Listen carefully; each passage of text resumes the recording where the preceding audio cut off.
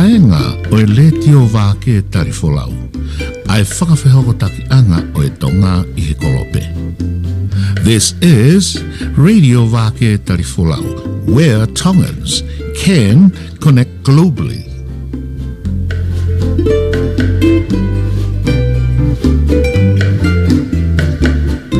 Malamuala malia o eiki hamata pole hawai kau solo mai bulanga to pe mo hia paenga Vake Tali Folau. Te rau be he atale o pe mo mea mai I he application fika tal apu ha be fongo ke mea mai ai. Ko tau pokalama nga maheni mo taulama ma ai tonga e whiaftu si te wike ko toa pe me San Francisco. Ko iai ko mau mai ai taulama mo e nau timi ki he pokalama ko e te tau klosi lewa ki a lea whātuita tau mo e peau. Pe ke nau tolko toa pe I loto I he Zoom. Pe mo e pokalama e taulama. E lea wha malo. Unmute lea wha. Ko kore ke u whatapu ke o toa mafi. Ke kune awhia mao pe he tau Tonga. E tuku mua ke mau whakamalu pe he tala whatapu ko ia o ku whakahoko mao pe he polokalama le tio Vake Tali Folau.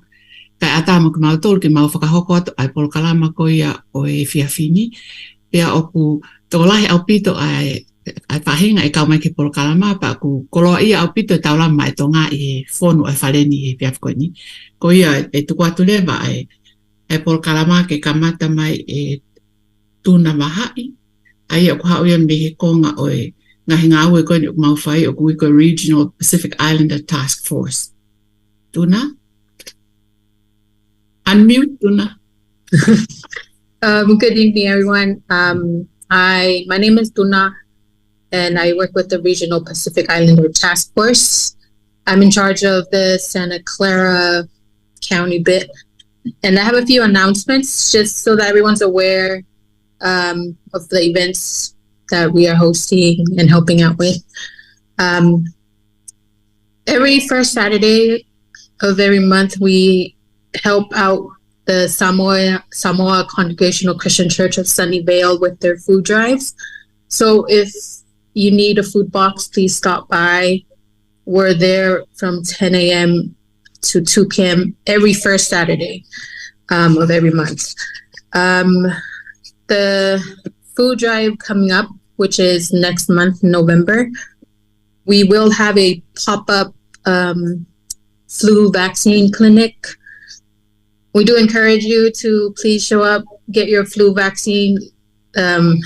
Winter season is coming. Just want everyone to be protected. We also have a public health resource fair on the 27th of October. That's next week, Friday. We will be there just helping out with vaccinations and giving out COVID test kits, masks, hand sanitizers. Please stop by and see us. And that's all I have for tonight. Thank you so much for giving me this opportunity to be on the radio program. Thank you. Kataki tuna he talamai ange tu asila koe o Sunnyvale. The Sunnyvale Church, it's... E koe aluke ai kakai o mao ngahi mea kane nake whamatalamai. Okay. Sorry, guys. I'm just going to pull it out.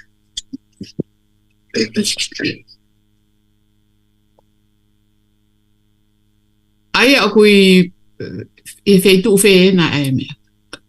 San Jose?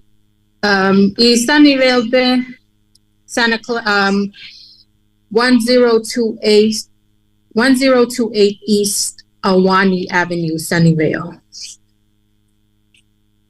How do you spell the street name? AHWANEE.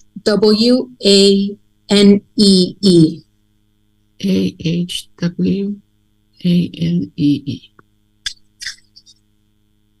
Ai aku tu pe I Sunnyvale. Ia, I Sunnyvale. Koe e kakai ko na fi mau toko ni te nau alu ki ai. A toko ni ki he huhu. Mo mau e puha me akai. Ai ak whakahoko ia I he ngahi aho koe na aku ke whakamatala mai. He aho togana ki the first Saturday of every month. Ia. Saturday of Kako e Novema o kuyai ai o whainau pop-up flu vaccination clinic. Ai kapau ke hakakai ke nau huhu flu I Novema. Awau sai ke whamanato angeia, ko e taimi o whangamari e ke whaia e hu flu I November. Ko e ngahi puha mea kai e lava mao e ngahi ahatokonaki. E ak pehe foki, o te whahu COVID ai e tūna pe koe tuwha pe e mea tesi. Koe tuwha pe mea tesi. Iyo. Manatu I ape o maho inga ke tauhi mao pe ha ngahi mea tesi I ho api. Ko uhi ko e taimi pe o kuhanga uki me puka maha taha pa kai ke tau whapapau pe koe hae whahinga puke pa kusai o koe te ki mea sivi ke sivi aki e. Pa koe ne ukusai e mao mai e tūna mo mea e ngahi mea sivi koe ni. E lava o tuwha mea sivi koe ni me whahai koe ni. San Mateo County I tūna. Ia te lava beo o ku te lava beo tawe tu supplies ke tuwha. E he malo kusai ke tukutuku maha ngai supplies ke lava ke whainga fuahana mao he kainga koe ni whahai koe ni. Yeah. E malo au pito. Malo. Lucy? Malo tuna. Hello, Lefa. Hello, everyone. Let me share the screen. Katakipim. Ko kuinga ko Lucy latu. Okay, hene ai kautaki, so I'm stepping in to help. Kataki pe kai ke fusai le fa tonga. Ko malo pe kai mahal pe lava pe le fa to koni mai kapau kia ha le o kai ke mahino pe kai ke ka ku tu pe hen ko le fa ko taki for the rest of it. He poni o fai o te mau tano ki he unganga anga maheni o puke whakaata mai. Pea he poni ko whik e kiangi ke all the panels pe mowongo I whewhe he ahoni. Toke ta whiwhita ko wilo I hen. Do you want to start us off? Yeah, sure. Thank you, Lucy. Yep. Yeah, I guess today I'm a tiny bit stressed. Obviously, everything for me for the past month has been revolving around the baby. So he's been a bit more fussy than usual. So I'm just watching that and hoping he gets better. Yeah, thank you. Malo, awe ke ani o kongo lele he ahon. Pea na ako no foma o au pipe ahon ne kai ke te alka fitu ke. Ke ko e time ko hela e fi ma o pe ke no foma. Pea ko ya ngai kongo ko he ahon. Malo. Celia? Hello, Lucy. Ko au ko sai au pite ahon. Ki hela ia si pe ka ko whakato au sai au pi. Malo. Ata?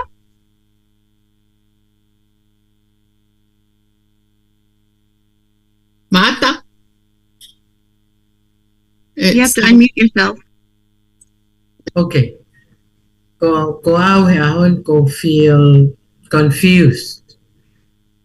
Ko hi o ku tai pau pe te mau ngau I fia pongpong. Ko hi o ku fai fu ngau e lai ono. Fe tong e fu ato hone building o mau iai pe koe longo au pita ahon. Pa koe ki loi pe te mau wo ki fia pongpong o ngau e ai.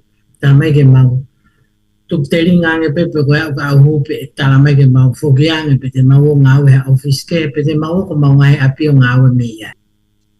Ko I stressed. Good fight.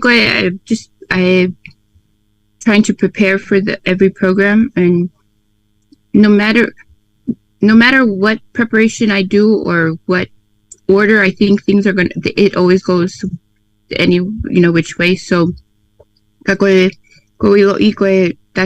probably the best teacher for me. That no matter, it's good to prepare, but life happens, and so we must roll with the punches. The high life will stop. Time doesn't stop for anyone, so I just have to learn to roll with the punches, go with the flow, and whatever happens, happens, and we'll figure it out along the way. That's how I feel. Mahalo, Pito. So, ko whima peke, just to go over the agenda, ko asenita ani, ko whakawhero aki, pia moe going through oku ke o ngā I whewhea honi, ko ai na toto whaosi. And then the disclaimer, the going over what the program and services are. Ko whakama opo e purakalama o wike ko osi, which is a quick recap, reducing stigma, continue the hoko atu, and then we'll talk about the unganga anga maheni o puke whakaata mai. Lafa will facilitate that part. Just wanted to, sorry, my tongue is again not good, but mahino ke everyone that we're not licensed clinicians. This is not a mental health group per se, but just a support group, a non-clinical support group, which I feel like has been very helpful in these past 2 weeks, and this will be the third time. I've really enjoyed all of our input and our discussions, and it's been very insightful. But if anyone needs resources, we'll be happy to extend those over to anybody. And then we are part of the Pacific Islander Wellness Initiative that serves the community in Alameda County. We work in partnership with the Samoan Community Development Center through the Samoan Wellness Initiative, the Regional Pacific Islander Task Force, through RAMS and Dalama.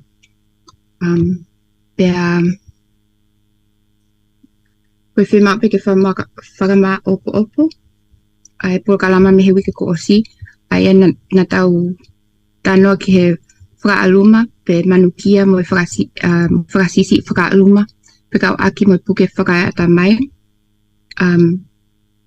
Mental health stigma is the negative or discriminatory attitude towards people with mental illness. Mental illness can affect everyone, and reducing stigma must begin or start with ourselves and in our homes and families. And then Ma'ata went over last week the way to combat stigmas, which is like to smile, talk, imagine, get help, move, and acceptance. So if we want to start with just going on, so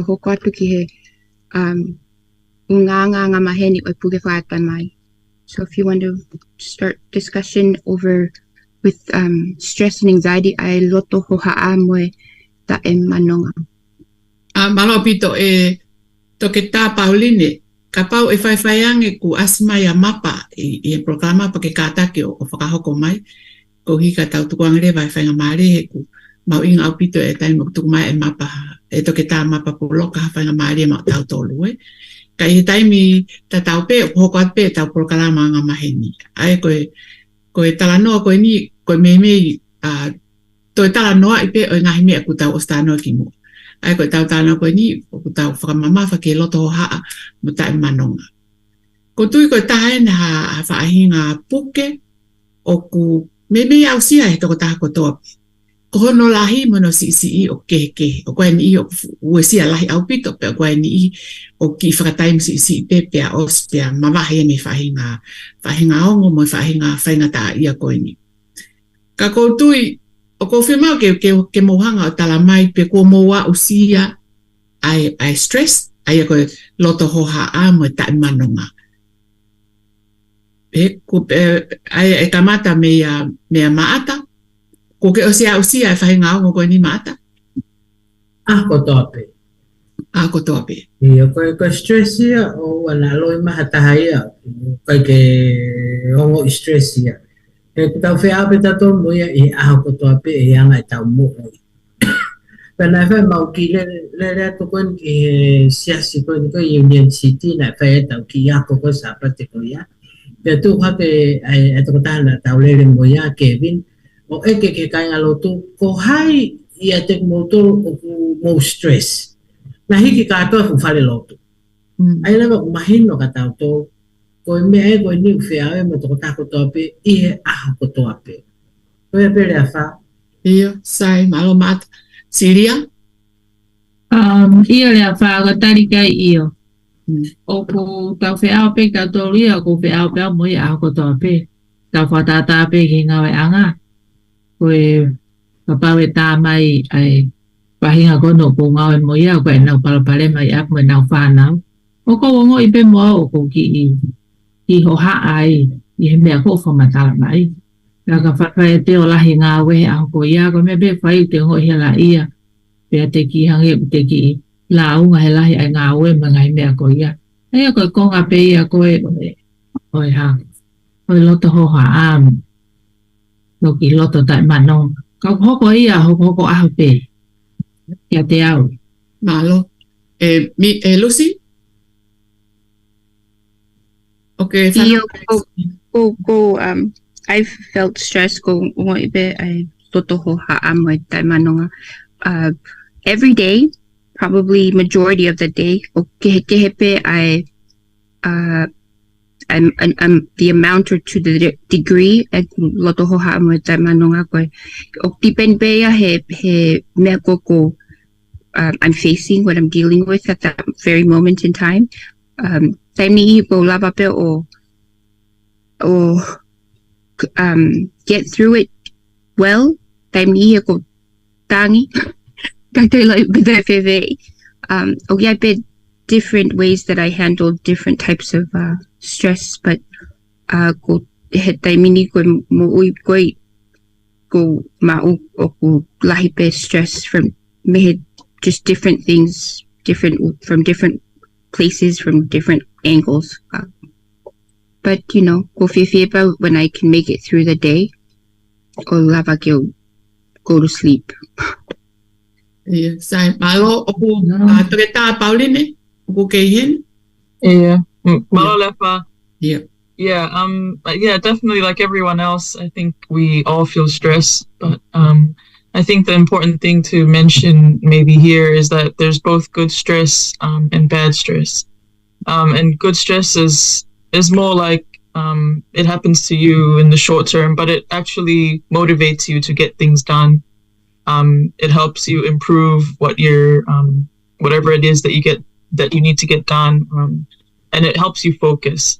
But then sometimes when it gets too much or so many things are coming at you, then that turns into bad stress. And then that bad stress is I guess more what we're talking about. So it's more the kind that sort of wears you out, and you're not able to focus or perform as you normally would.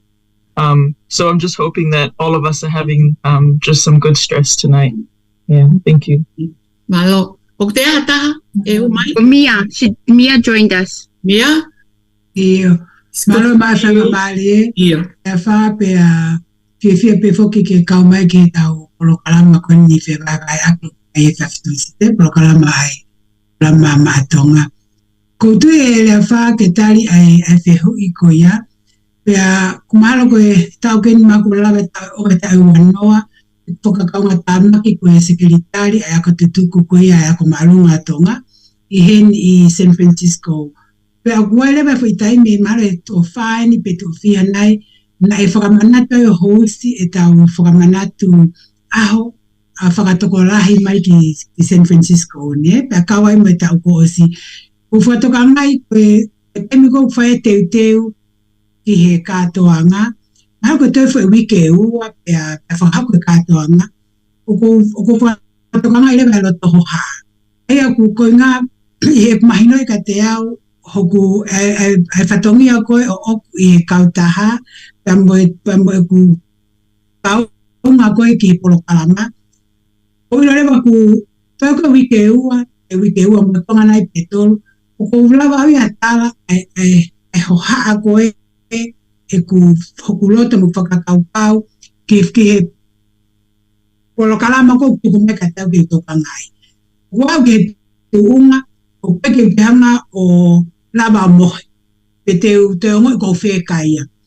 O kusai pe lava mohe, a koe taimi ko o peke te ongo e ko whekaya, ko pay attention le ba ki ai ko fa malo pe ko no inga ku te mau e tamai lele pe o hino I ka kita ko pau ke te kai ko nga ke me sa pe ke alo to pongi ha fe tu ko nga ko sa si awia e pongi ko imagino ka ta ko ke kai ko mama o ilo tala no ke lo to ha o ko ke tu uma mo le fie mo hea mo le pe mo e fie kai ka ko fa malo pe o kami ko na ko la ai to ke ta ala pe ko ngai it's bad stress pa ko ngai ai it's good stress o te ko nga ta te lo ko nga o te la vasio o ilo ko nga la hi nga we te pe it's good elele e polo kalama pa ko le ba ko ngai te ngoi halo pe te kame ka ke te foka pa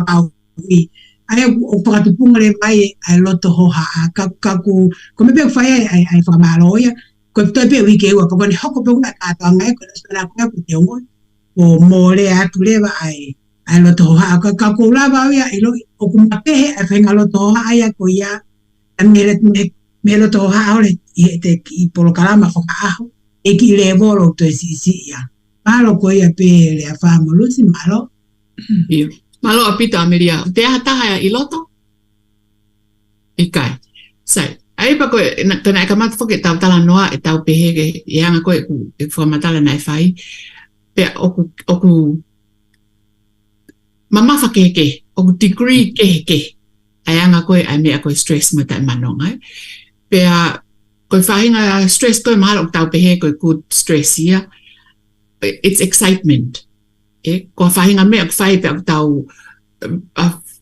aku kai ke tau lava o matatari ke fai mohoko mai me ko ya he ku tau ma tau fia pe aku ai ko fa hinga stress ya ta pe aku ade me fa hinga stress ta o ku mafa tuki e tau hanga ko ngoi o hange ko la ko mia mo re ifo pe kai ke te lava mo pe ma fuli pe kai ke te manonga ko hi ko te hoha ke me amanaki ke hoko pe e hoko fratata ke me na fai kai fo tu pe kai ke hoko ai ko fai nga fa hinga loto hoha ai pe mo ta manonga ko tu ku tau osilabe ku tau osia no ka to ka ko hinga fo ke no ma inga ko e tala no ai he ko me ko tau lava ko mamata ki ai me ko tau lava ilo e ala fai ha tau ngau ke ka pa ko ke tau o ngoi e tau tolpe ku tau o ke mahina ka tau tol o tau go through a stress ko ni pe ke tau lava tau tol o fenga ke toko ni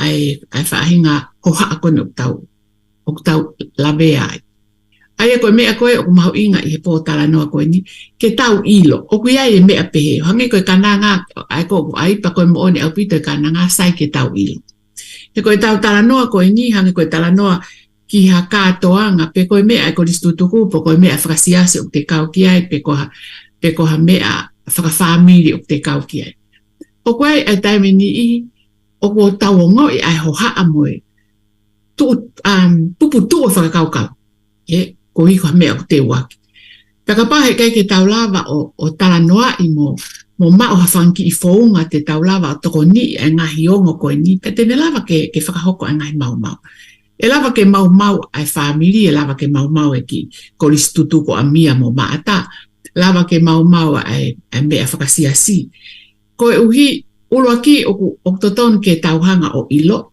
ko me ani ako hoko ka pau ko te waka ha whainga ngā ue mahu inga pe ko hame e whaalava pe ke hoko. He koe uhi kono mo ni o kui kai ke loto tātau e toko tāko toa pe ia.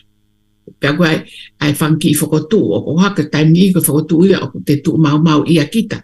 He te mamata kai ka koe whanki I whakotu. Pea koe ngā ue whakatoko lahi o taha whai no ki I loto. Pea ka pau he kai ke tauhanga o whakapoto potoi ai ngahi loto ka e lava pe ke whakahoko ai mau lahi. He tahtu ia ke in point tau alua o tau reo la lahi. Ko hi koe ngāwi e koe e loto hoa a koe pia moe tae manonga koe o tau au sia pe koe tau stress ia. Ka pau ko tau tolu hange koe tau talanoa koe ni. Pea where pe whanki I whonga o te lava e ke holoki. He pako iloi te uhanga o toki eke atu ke mou taki ua maha ki I whonga. Koe haa ki I whonga koe te toko ni ai. I pe koe ui ngahe koe te lotong ke te kei mai mana wamo te mo ui o ku te au sia ki te whainga o koe. pe aku tu olai pe aku ta ka aku tau au sia aia ko hinga ko tau ke ko aku tau ma ta ko le pe ke mo me takiu mai pe ki u hinga o ko ke hanga ko me hanga to ko ni ko ke holoki pe ko ta ofi e fa hinga ngo ko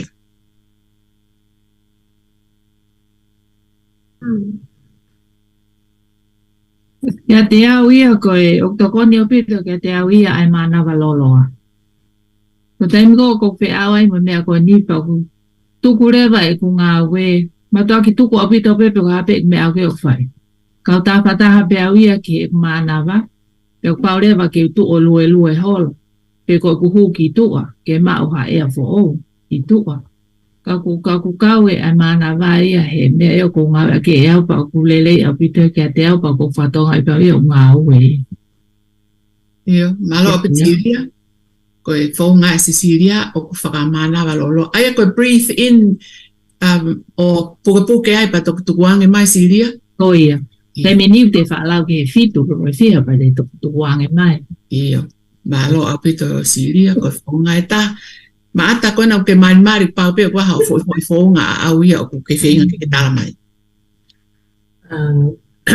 Malo pito le fa. O tu ia te rea mo ni pe via he programa ko ni ki he floto ho ha me fa ta manonga ko ia.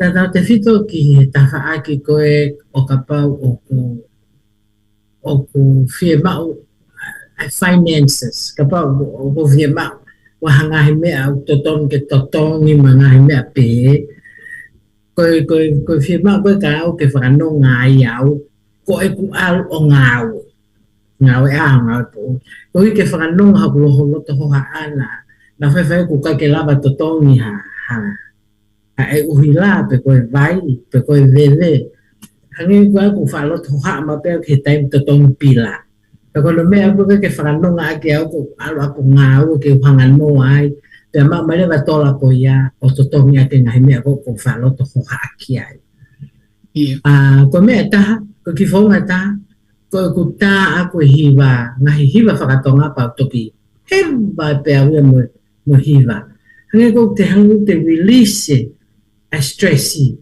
I release I lo to ha mo me te hiva hangu ma te fia e hiva ngai hiva da hono whaka au si lea wha ko te alu o exercise hangi ko mo whakata e ko alu pika polo kako tempo te ala whakamalo sino o release e toxic ia ko he te whakakau pe mo e ngahi mea ko te loto hoa ke alu ki tua he tempo te alu ai ko o exercise mo te alu ba kau whainga ba inga o te manako ki ai e ko ngahi mea e tol o ko whai ke tokon te au ke release ngahi stressi ngahi loto tae manonga ia te au Ia, malo au pito maata.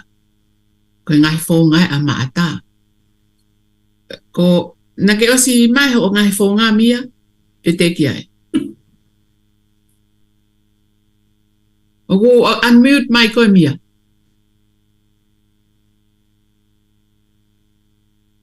Malo le afa. O tui ko e ki fonga o lo aki o pau ke tau ki hataha o ngai kau ngame au taha koe o oku. Te hangi pe koe mo mea e mo kata.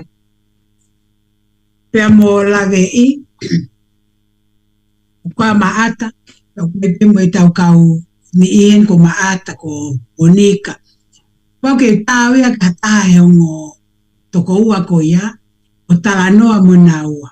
I kono uinga o mahino ka te au ko hape hamea te mautala ki ai o te ilo ku malu. A information di ko te foi hua ia tupe pa kuna lava whanong. Pea ka pau te narea mai o te lava pikitato le a.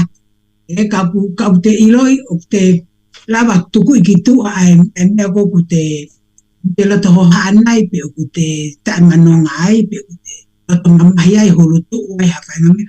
At least pe pau ke tā ki hatoko taha o ko whalala au pito ki ai te lava bahe moia. Te koe ngai mea te lava bahe mo ngai hoa, e mea te lava bahe ki tau ngai matua, me tau siblings, Nga me te taula wa ai mo tanga I ka unga mea. E ti peni peia ko hae mea o kwhaia ai loto ho haa. Ko ki I whaunga whikawa mu ka taki pe o ko pehe mau pe ko tau monu ia anga ia o tau tolu koe Tonga. E ko ilau koe Tonga ko toa peia pe ko hae tūkunga na iai ohi ake ki tau tolu ia I ki roto whare na e whaia I loto. Pe koe hae ki tu unga o ngahi lotu, pa ke te au na aku tupa ke pe amue I ki atakai ko ia, pe na e kau ia he mea na e whakatau ia ka te au, ke ulawa whai haku ki I lotu, o kore hato koni ki he otua. E pe oku whewhe, I've been using it since I was a little girl. E na ako I pe ke leke leka, pe kwa pe ke tainini, pe neonga pe ku whewhe, ai tu unga e te mo ui moe, pe moha, moe te mea aku whai moe, ka ke te au, o koe ke aha taimi, e ngalo e tatau pe koe haa ai whai ngataa, pe koha mea ko hoha ai, pe te uita ai, e la pe ke utara noa ke hatahe ngau ka ngā mea, ka moe whamiri, no ngai maheni, pe he taimi tatau, o ko hanga mau pe tuku paa I au, pe te uhanga whakapapaui, ke uwhai moha aku ki I lot. Koe konga ia e ku whenga koe ke solova, e ku loto hoha. Ke whai pia te ki I lot. O koe uhinga pe, ni koe koe ngani ke te alo tui o lot. Ko lapa lele mea lele, pa ke lapa kita whakatalanoa loto pe ia, a kita whakalaulau loto pe ia hange hate. Ke te rawa kita lea, ke loto pe kita ia. E aia koe ki I whaunga aia lea wha o kulaka ke wanga whakaaunga, he taimi koko itai, pe tokoni au pito. Pe ko ilo, koe whaimena ko whakamoni ka. Ka taimi te lotu ai, pe osi koe au te ongo kei kakaha e te ita, pe ko e te loto hoha. Pe osi koe te lotu a kitai te ongo e kitai o kuai e nonga makehe ia. Aia koe e ki whaunga ia, o ko hanga o whakaaunga, he taimi koko whaia loto hoha, ne loto ta manonga. Koe a pele apa. Malo apito mia. Pea ko tui e toke tā Pauline. Malo lefa. Thank you everyone for your coping strategies. Yeah, I think for me, the first one would probably be same as Amelia said. It's really talking it out with someone. It really helps get the talanoa mua taha o helps you, like most of you have mentioned, it lets it all out, and sometimes the other person that you're talking to can give you some advice on how you can cope with it further or come up with a solution for the source of your stress. But talking it out definitely helps. I think just to add to that, from the line of work that I do, because I'm in the emergency department, Koivaiola, and of course, we just like any other emergency department, we receive people that may be dying and that need some sort of intervention pretty quickly to help them survive or just help them get better. So things like that we probably see every day. But it's funny because those, I would say, are very probably very high stressful situations, but I don't think anyone in our department, or we don't have any programs that help us deal with that kind of stress or help us cope with that. You just deal with it and then move on. And there's no such thing as having courses or talking about what you go through. But I think the important thing after my time at the emergency department was after every resuscitation case or someone had died, we do have a sit down with the team and talk about it, sort of like a debrief. So we talk about what we felt, how things went, and how we are mentally, whether we're feeling sad or depressed or you feel like you might be to blame, things like that. So I think that was a really important thing that was added recently, and it further emphasizes just talking about it can definitely help. I think that's all I want to add. Thank you. Malo apito to kita Pauline o te atai. Lucy ko fe ia ko. Well, no, I'm just kidding. Just kidding. You know, it's a very heavy subject, so I wanted to make a little light. But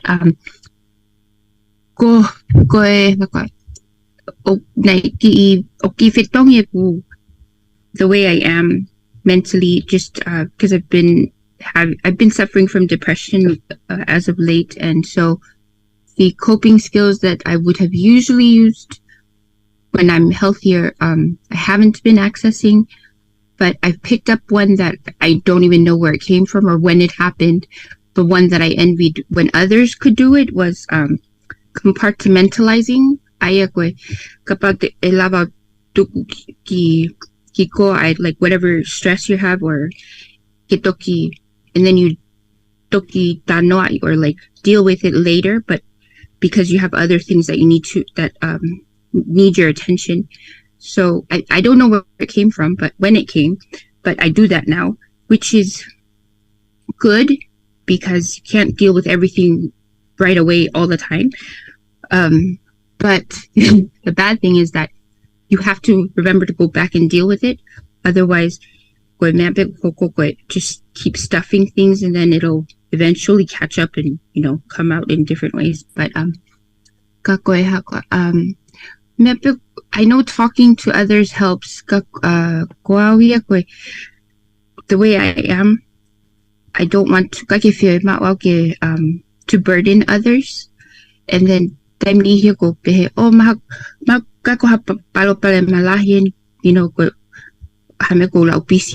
know, just deal with it kind of thing. But I can't. But tano ka ta kaunga he mea koko loto hoha ape koe loto te manongai. But sometimes I'll go to Lefa and I'll talk to her, or pe kok toko wa si ikai lahi taimi pe ko nof toko tape o you know whakakau ke pe koe piteu fefe piteu how to change it or how to fix it, or and then I talk to my boyfriend about it. But again, to burden anyone. So it's not a good thing, but it's that weighs on me all the time. You know, to do it by myself. And one of the biggest really stressed about you know,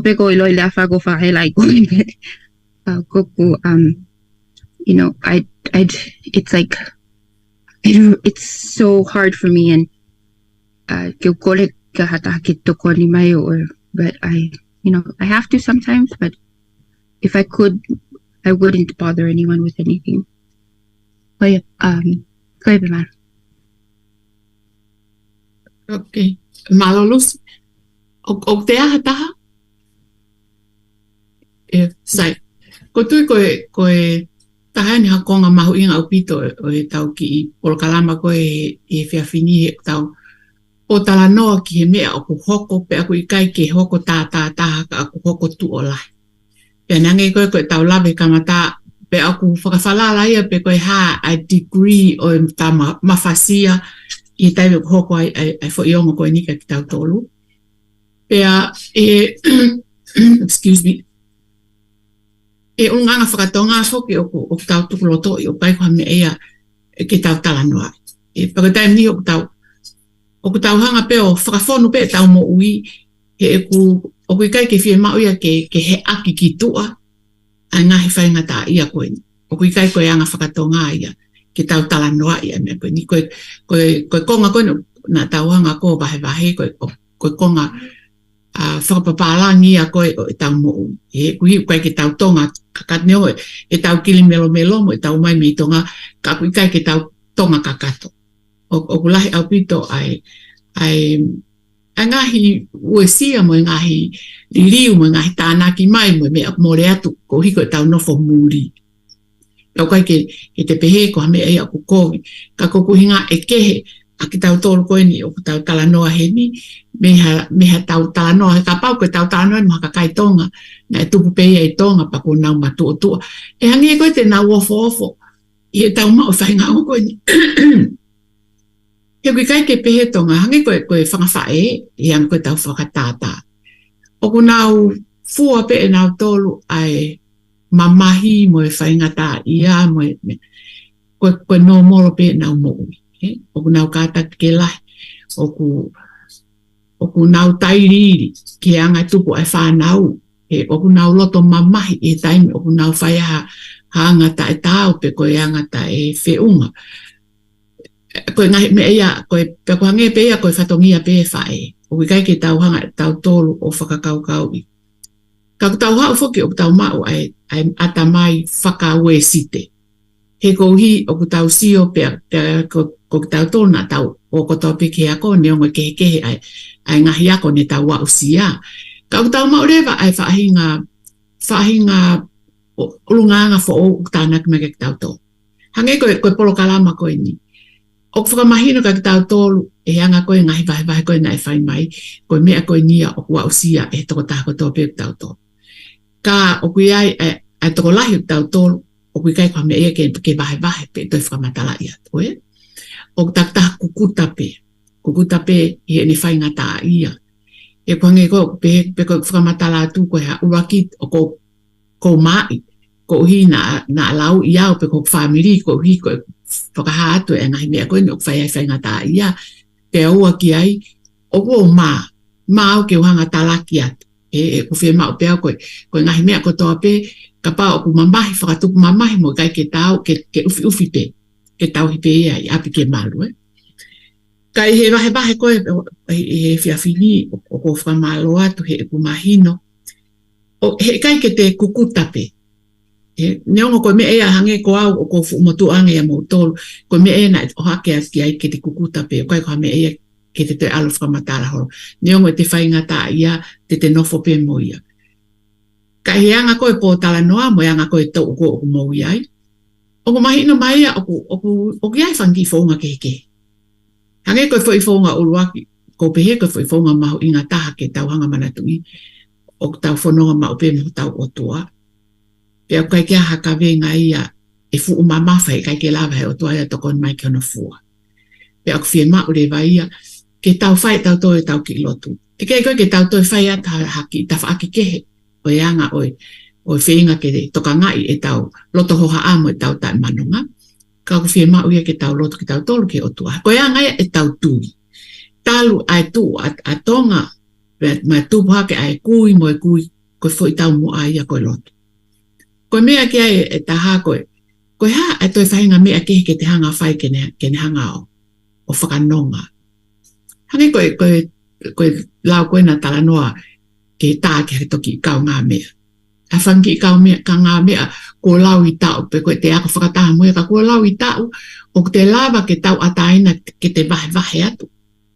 A toki i whainga tā ia, pe aku lava ke tokoni mai kia kita, i o to whainga tā ia, pe aku tau hi o malu.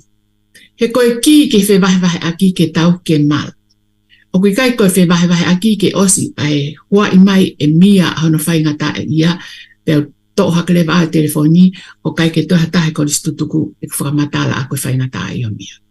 Koe ngahi mea ia o ku tau wako, ai mahino ka tau tolu, koe taimi o ku o mai ai ha whainga tā ia o atoko tā.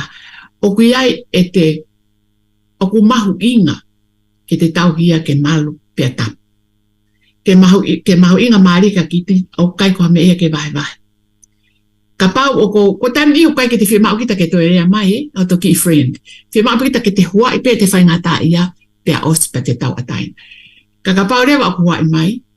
Whatongia rewa o ko hoki kau ngā mea. Ke uhanga au o kofu pia tuk whaere. Ko mea koe ke whia tokoni atu i o ata pe ke tokoni. Ka aku i kai ke whimau ke toi hanga au o whakamama atu ki tua asi o whainga tā ia. Ko tui koe taha ia ki mea o ki mata vai ai a tau kakai. E whaafai koe e whangaki i whalala koe ni pea ospe tala tu pe ke whanongo ki taia ku hau ia me ta pa te pe koe mau me fe ia. Ko ki friend, best friend pe, ko ki ngā kau mea whawhare pe na ma vai. Pa koe nia ko ilo ia e kau ngā lo tu pe ilo e kau ngā ko Ko mea taha o te whanonga ki anga koe ai whakamatala o hange koe lau asisini ia. Ai koe konga ia koe whaka tuasino. Ai aku tau alo lue, pe aku tau lere, pe aku tau whai ai whakamana waloloa koe ne aku whai siria. Koe whahinga whonga ia e taha. Ahona toko ni koe ki tau tolu.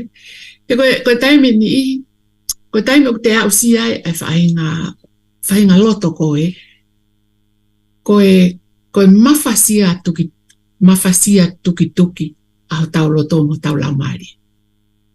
Pea, ko au koe taime ni ihi, koe taime ko o ko wau ke fo i poini ko ia, pa ko sa ia rewa ke o nofu toko taha pe i lot wharen pa koe ki are tare utu. Pa te au sio pe ki are tare kai ke o lotu ka te au whakalongo pe.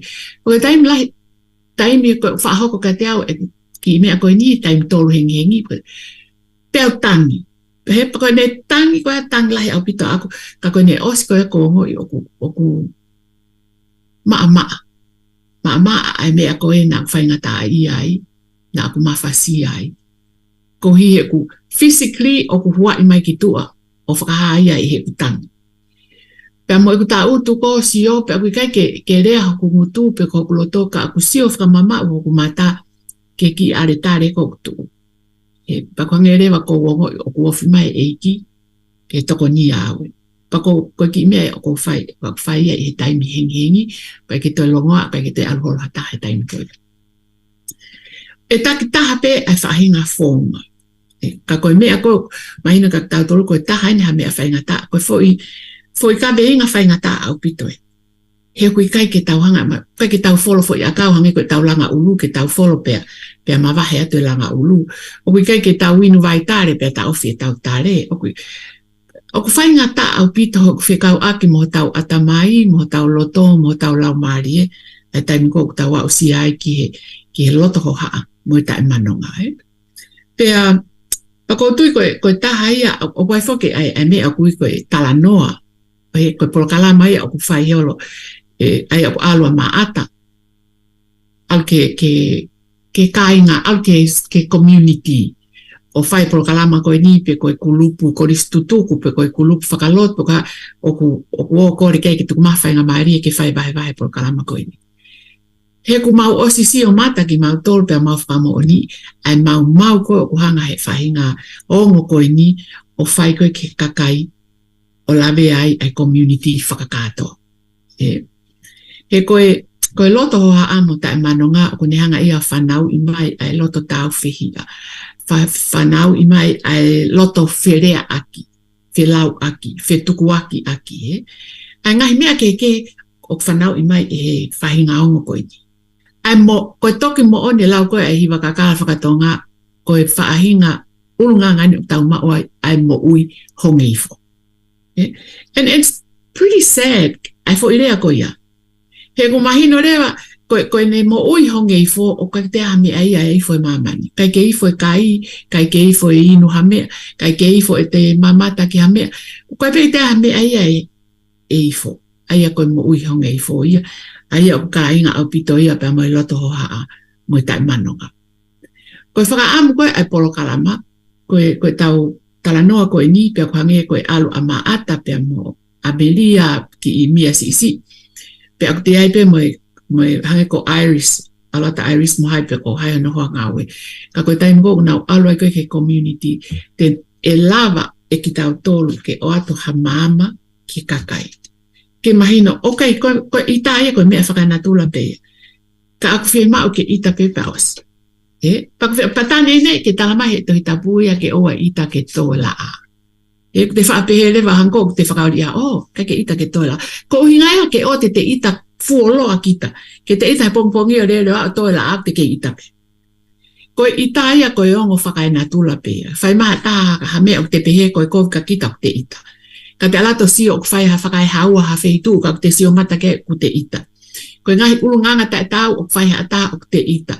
Ka fai he te ki whanau ha ulunganga o kai ke tau, kai ke hange ku ta ea ko nikina o ku te ita e. Ko fai ngā ko ita ia. Ka koe ita o kai kwa mea ke te tukuanga ke ne hanga he ita ia pule i kita. Te ita pe kita pe aus. Kai hoko atu whono ngā ia. Oku mahina ko tui o mahina pe kai tau tolo ai uhinga ko ia. Pea koe, ka pau koe hataha o kune toi mana tui haka mea ke tānaki. O ku mahu inga au pito ke tau tala noai. He koe uhi, koe mea koe e ausia e Ameria. Mahara pe kai ki ausia e au. Koe mea koe o ku ausia ki ai e toke tā pauri ne. O hange ko ke tau tolu koe ni. O kui kai ke tau sio mata tau tolu ki ngai whainga tā ko sio kai a toke tā. He kune ausia ke sio ke ospe koe ai mo uia. E ke te sio ke hataha na e hoko ha whakatamaki pe koe puke pe koe ha pe ako o mai ki whare mahaki pa koe tau pe te sio ki e taime o mawahe ai mo ui. E koe toki taha ia ha mea whaka loloma ke te sio koe osie. O kai ke pehe e ospa toi kamata fo o mai kai. Koe ne osie. E koe ngahi ongo oku ai koe mea ia o whi ao koe pe mo toke tā paurine fifita. Ke te sio I he more koe a mo ui hatahai. Mai ko ke tō lahi e rea wha o tau community. Iyo. O ku lau wha tā no mai ka te au tala mai ko taingo lau stress iai. Lau roto hoa o ku hanga he mea toko nia whakanonga. Lau kai lau tolo ko hange mea kai ia hafui mea whakanonga ia ke whakanonga ake lau roto hoa. Ka tau pia maata pia mo inu koe kawa mai ohi. Pe koe stress, ka tau pia kawa rea pe koe inu pia pe koe te hanga ai he whaito kona tapu. He kune hanga o wei o ne hanga o whakanonga I hoto atamai pe kune hanga o nam ai mamahi. Ai koe umea ia koe Pe koe ngai whaunga kovi ia koe ka koe ngahi mea o ku hoko. He neonga tau pe he koe ngahi whaunga o kovi. Ka koe ngahi mea o ku hoko he tau whanonga. Ai te whakanonga koe ke mea. Pe koe rewa ni hia o ku whakaha akia ai nau tolo o tā. Tā ho nau mari. Ai o ku nau pehe to kua o ku relieve ai ha nau tolo ia stress. Ke tā ho no mari he koe. Ka koe tau hanga ko whakaukau ke relieve fe ke te hanga o tā ai toko taha o ku vai ange ia ki tā. Ka koe whakitoe atama ke toi whakaukau rere ai toko taha ia ko te whai ai ngāwe pango ko ia. Mahala koe whai tō pike ne taha ko mai e Lucy. Sorry. Oia. E lea whako kataki pe ka koe mea pe o ku hangai ka kai koe ngai aki koe mea kai pe koe inu kawa pe koe kona tapu pe koe tā koe ha family, animali. Koe ngai, it's like, even though it's bad, but it's more acceptable than other things, right, in society. I mean, yes, hitting your partner is not a good thing, but in a way, in our culture, it's still better than other things. So then, it's acceptable. If I make any sense. E koe maha koe winga Lucy, neonga o ku tau ilo I o ku kovi, ka aku hoko peia. O ku hoko peia e tau no whakatonga, o ku hoko peia ka kaitonga ko no whaini. He te ke lava o tatala me hi whakakaukau, o ku ai pe totono e tangata e ke tāhano mari, ka pau koe mari o kuanga kovi, pe koha mea pea o ita e kuhange koe e mari haki punching bag. Ke te au kita ita he ngawe pa te whakumai kita o tā. Ai koe urunganga o koe ke tau, o ku ta e civilize, o ku ta e ofa, o ku ta e whakaloto, o koe kia hatoi uhinga ia e whakatonu hia ia e urunganga koe ia. Ka ku kei hoko pēia ia ki tau tolu tonga. O kei hoko pēia tau tolu tonga, pe koe taime lahi o ku tau maa ki tau tolu tau fufu I pe. Ka pau tau hok mari, te maa au ke ilo I maa ata ko au tā. Ka koe whai ako tuku I ngā tau ke wanga fufu ai fo I kovi ko whai mai hok mari ki te au. O koe mea koe ni o ku hoko ia. Ai tau ilo ko ku hoko pe ai whai nganga koe ni, o kei hoko pe I anga tau nofo, neonga tau nofo lo he fonuan. Pe neongo e te ilo pau ka ilo ka report ha taha a te ala taha to mai ko ta whanau e puke ki ta afra neongo ko toa ia pa taim ni ko os whanonga foi whakauhinga koe ni ko pe he mari ki fefine he kai ke tala he o mai na tolo ave o ngā popula ka kohai ten tauhi ai maki I whanau moa ke sio ke anga koe ai tau hanga koe o whenga I ke hoko me a pe tau mata ke o kai ke pehe mahal o kai ka hato tonua ke te hanga kita o whakaangai.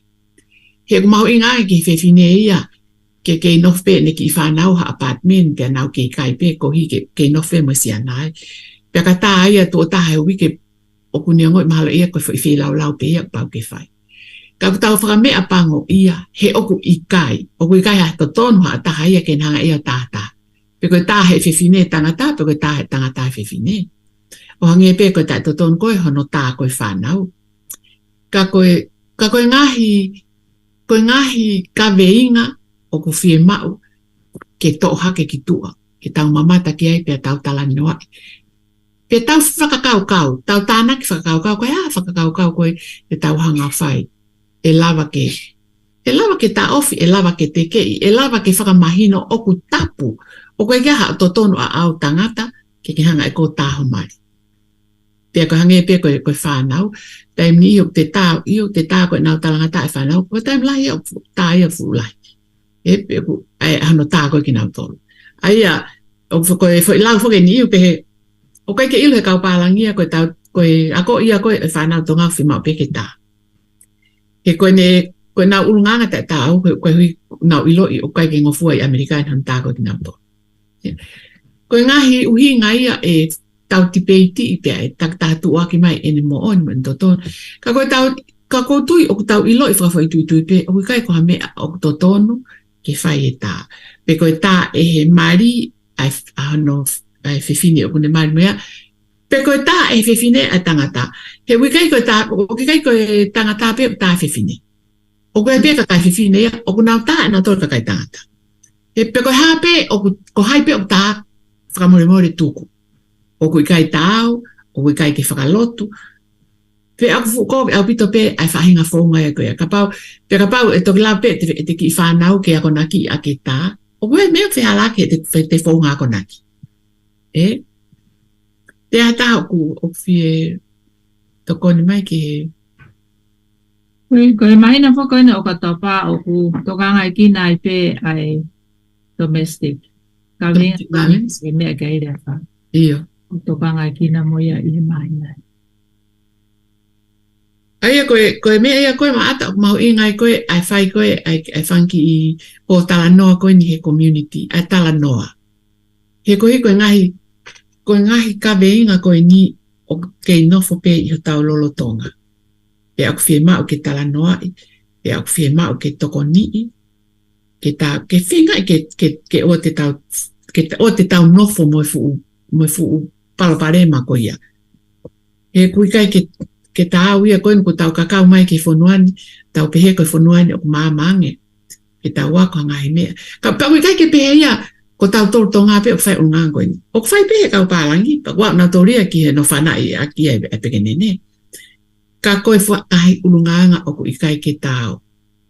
Pe a kui kai ke whie mau ia, ke tau hanga ufi o kai ke whie mau ia ke tau sio ke mea e. Ta ko tau ilo pe o si tā I e ha ia hano mari ka tau sio ke. Pake taim ni ka pau ka ki whiwhine o kuanko pe wha ngutangut ko taim tā I tau whie tau tō ke tā. E anga koe mentality ko tau tolu. O sa ia tau ke tā, ko inga he ngut kape pe o ngut whaalea pe ko hape ai uhinga. But that does not justify ai ala ko tā. E neo ngai e neanga ko fuliki mani ka we kai ke justify ia ke tai pe ia. Ele vale a fa e whanong koni ke whakamatala. Te tau koe e ko ngai ke tau urunganga ke tau me urunganga whakawhonua whakatonga. Mahalo kun o ku kau ngai ke nehanga o taofi ki tau tolu. Me tau whenga koe ia ke whai pe ke putiaki mai a me a totonu koe o totonu ke whai I society koe ni tamwe a takai koe no tau mo uia I he tainimi.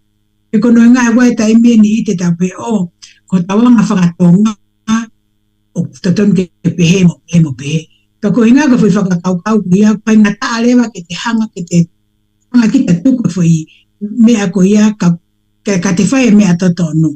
Kono inga ko e tau maulalo anai, ko lea tatonu ia, ko e tau maulalo a koe ke pehe o tau whai pe tatolu e mea kono inga ko tau nganga whakafonu waia.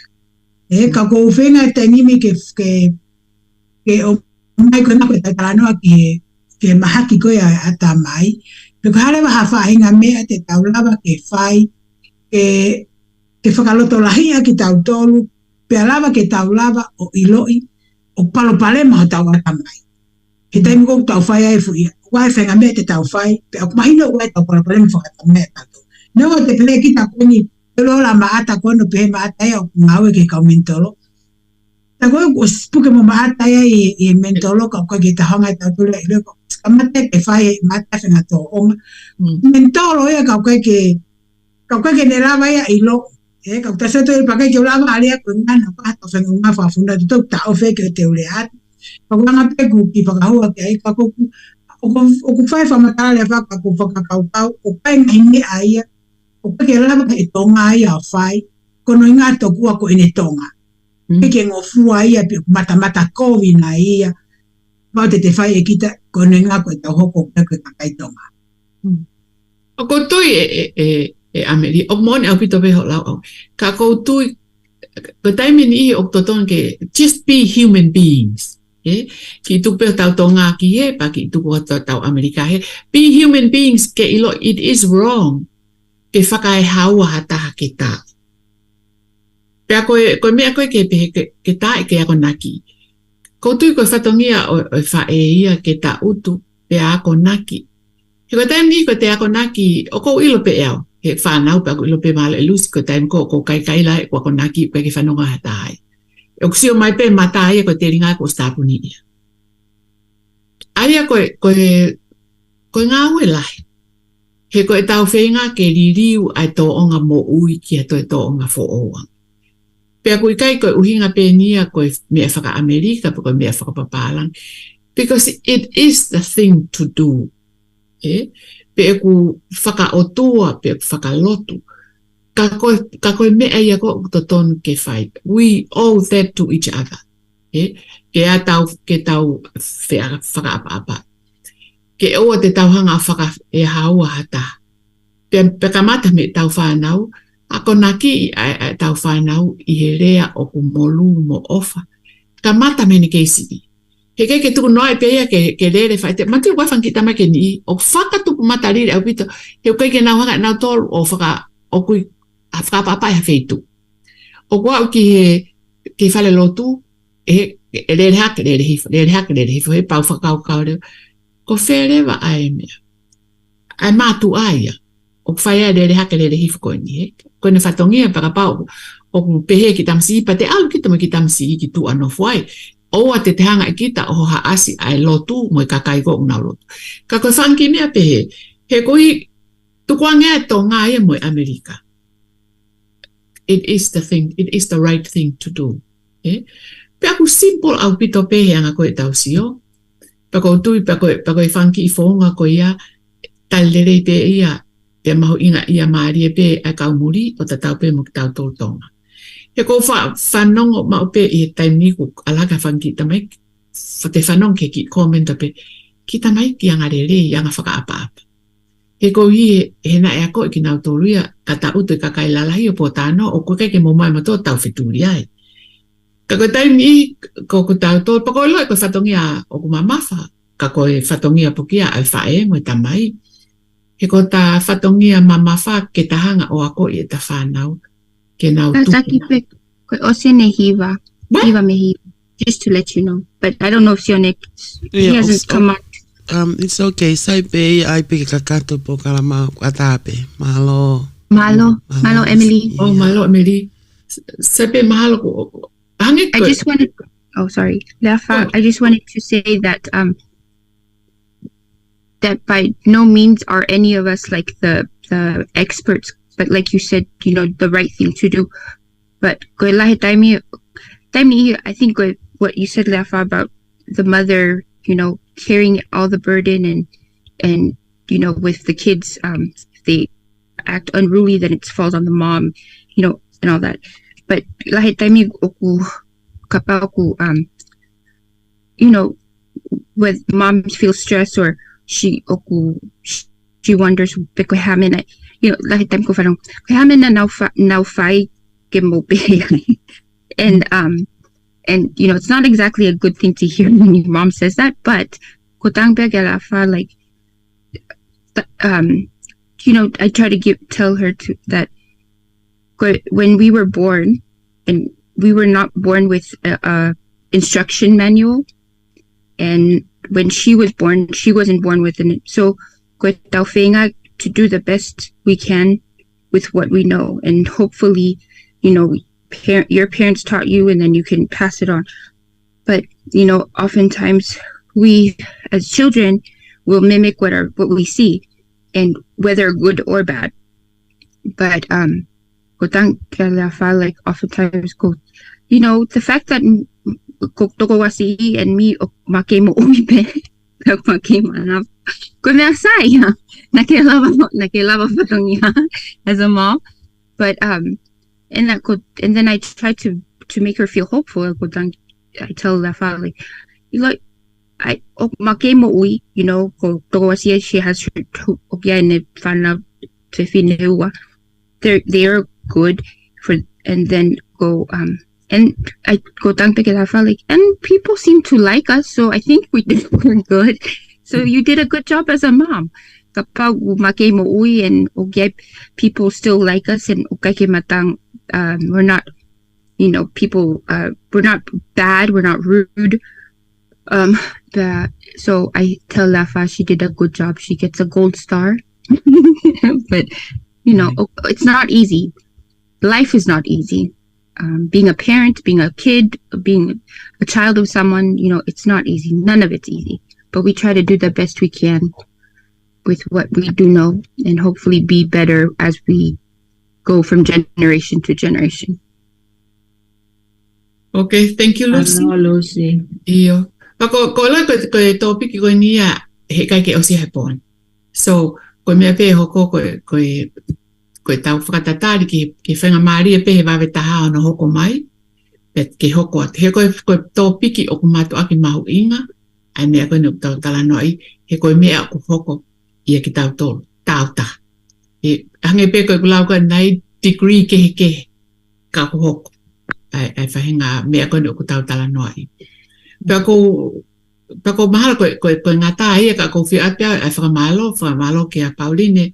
Toke tā Pauline malo au pito ko ilo pe ko ke mo ua he tau pepe kai ko se hange pe ho ki break ni ho ki hu ki good stress. Oh yeah. Pe fa malo ka mia he fai fononga mai mi fe tu ko no fa a mia he ko mau misiko e mia he ku you have an old soul. Iko observation ya ko I'm old too. No, just the soul. And that's a good thing.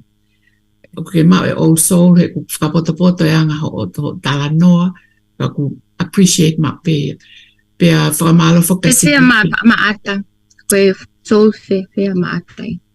Soul tai maata. Sakana ko puri aya. Oh, maata ya. I'm here. Kelea mai ko ina fai va maulau iko kai ki fanong mai. Ko whainga loto tata mien tau whainga ko ke tu. Koi. Pea whamalo apito ka Siria e whaatuku taimi koe kai as mai ke polo kalama. Pea koe polo kalama koe ni o toton pe ke hoko at peia. Ai e to la pe koe whai polo kalama koe kahau pe koe wike kono hoko mai. He ku fie mau ke tau tala noa, and hopefully ni ihe e fie hu mai ka pau ke fie hu mai telefoni mai kai whakahu mai ko e fie mau hangahi whakakau toi fo'oang e mea mau tolu ko ni oku mau whai e pōlawe ko ni. With te tahau, you're more than welcome all of you to join us ko e kaumai a mental health clinician specialist ko Sarote Lutui mo Kevin Newdoa Niwatoa, who's Samoan, but he's a pastoral counselor. Mo Dr. Tai, who's a psychologist. Koi Hamoa, so it would be conducted in English from them, but you're more than welcome to join us next Tuesday, same Zoom, same time, same place. Iya. Ko ia malo pita ko makol famol ke Vake Tali Folau e maulele kulukula ka ko me ai nei fu mau inga pita por kalamani ke finga ke hanon tu fakaos ke unga. And happy 1 month, Hulefa. Happy 1 month to baby Richard. Dr. Pauline. Iya. Sabe alpe baby Richard ki tonga ga to ka pe o ako to ke tamai ki American. To ka pe ki foti ako to ke taki. Yeah. Bagi Amerika. It would be full circle. Kay malo apito. And I hope you all have a wonderful week. Petau to e fetau lakpe. Kok mo tol kok mo fie eva mai ke por kalama ai ngat vai o fai a pompong e tain hongo fulu ke hongo fulu mata. Ko e por kalama e ka fine eiki. Ngai mia atoa ke humai. Oh, don't forget e mia manatu ke fra humai. Ke si o ka he por kalama. Pa ko e malo. Io. Ko ene lavaia. Pe a mawhakatawan ke mo mao hae fiafi whakaafo ofa, pe a pehe ke ne toenga ko o wike sione, malo au pito ko mau lavat. Malo bit o falahiat ka mo tol po kalama fa. Hello, Emily. Fa. Thank you, everyone. Good night. Good night.